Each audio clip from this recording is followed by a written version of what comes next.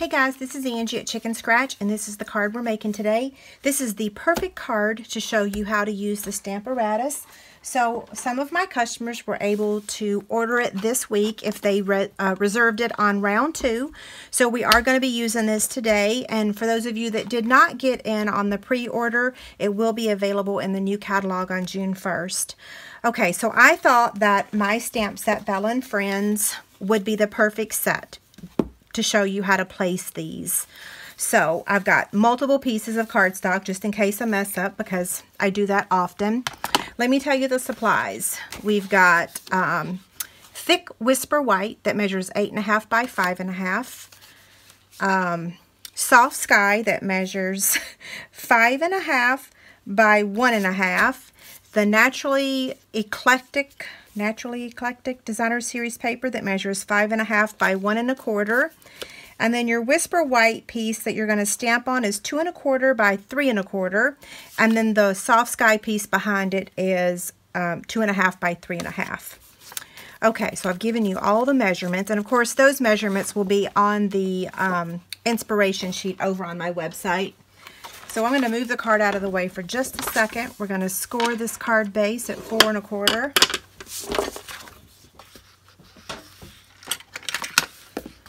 Going to fold it over to form the card base. Whoops. Okay, set this aside for now, and let's go ahead and stamp. Okay, so I'm going to open this up, and I'm going to take my Whisper White cardstock and place it here. I'm going to use one magnet today so that I don't accidentally mess up.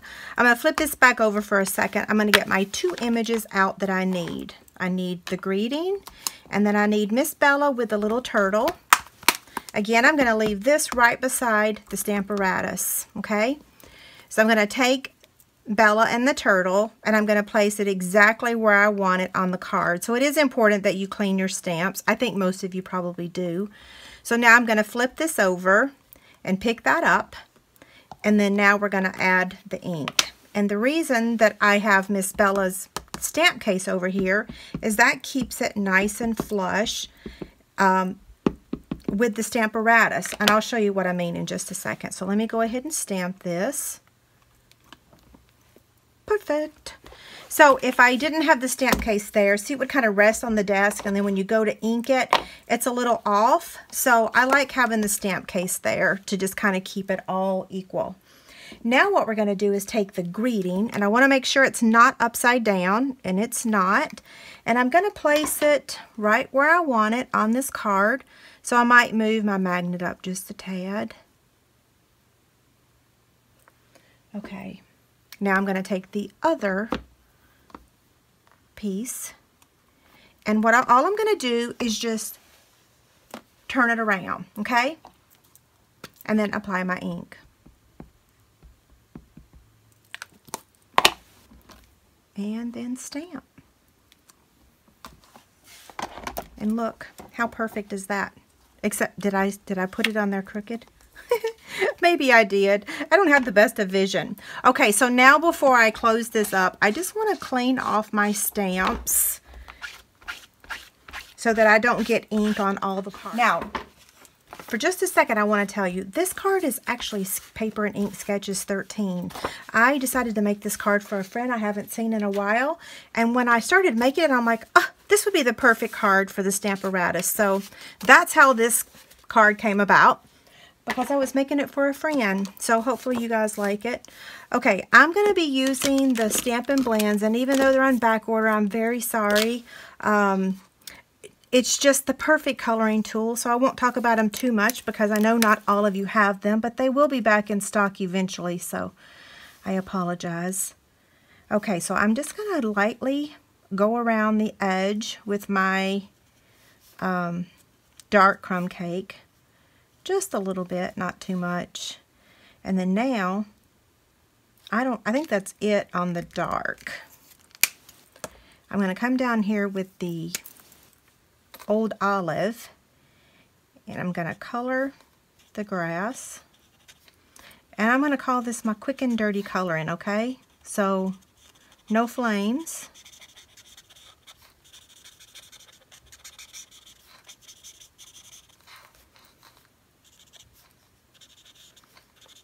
That is probably the biggest question I get asked lately, really, is why am I always in a hurry? I kind of was born in fast forward mode. I apologize for those of you that it is frustrating. I try. Imagine how my teachers felt.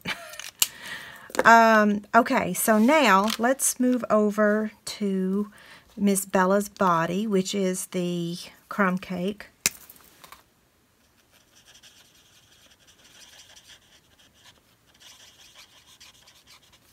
Okay. Isn't she so cute? She's actually right behind me. You guys might actually hear her chewing on her toy in just a minute. Okay, so I'm going to start with the turtle.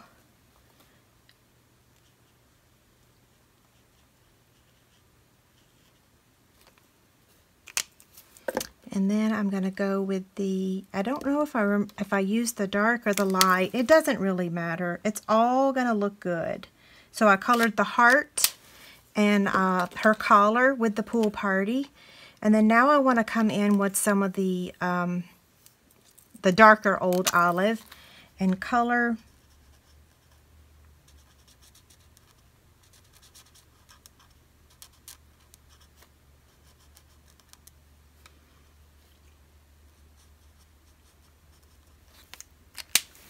and last I need to color his head. Let me get the other end.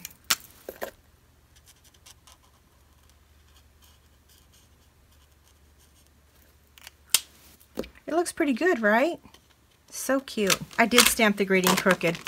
It's because I put it on there crooked. Okay, so let's attach the Designer Series paper to the Soft Sky piece.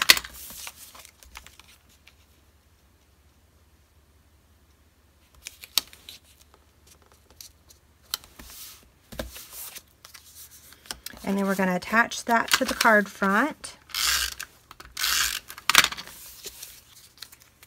Just right in the middle is fine. And then we're going to attach this layer with dimensionals. And we can go ahead and add this to it.